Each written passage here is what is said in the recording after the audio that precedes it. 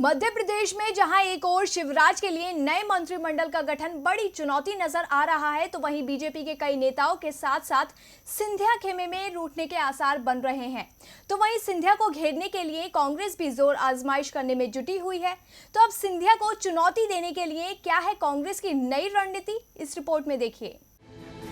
मध्य प्रदेश की सियासत में जो कुछ भी हुआ उसके बाद कांग्रेस खेमा भौहें चढ़ाए बैठा है। सत्ता पक्ष को जवाब देने के लिए मौके का इंतजार कर रहा है और कांग्रेस के लिए उपचुनाव से बेहतर कोई दूसरा मौका नहीं हो सकता।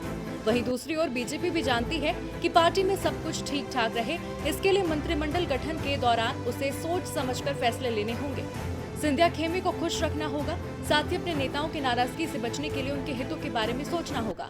तभी उपचुनाव में जीत दर्ज कर पार्टी अपनी सरकार को बरकरार रख पाएगी। बात अगर उपचुनाव की करें तो जिन 24 सीटों पर उपचुनाव होने हैं उनमें ग्वालियर चंबल में 2/3 सीटें हैं। 24 में से 16 सीटें इसी अंचल से आती हैं।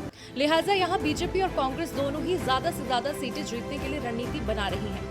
इस इलाके में ज्योतिरादित्य सिंधिया के वर्चस्व को कांग्रेस खेमा नजरअंदाज नहीं कर सकता, इसीलिए पार्टी किसी क्षेत्रीय नेता को स्थापित करने की जुगत में दिखाई दे रही है।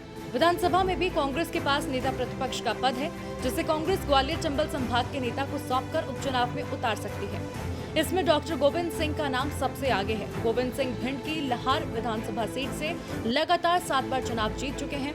शिवपुरी की पिछोर विधानसभा सीट से 6वीं बार विधायक बने केपी सिंह भी इसी क्षेत्र से आते हैं। आपको बता दें, पिछोर सिंधिया के संसदीय क्षेत्र गुना शिवपुरी का हिस्सा है, जहां से वो हाल ही में चुनाव हारे थे।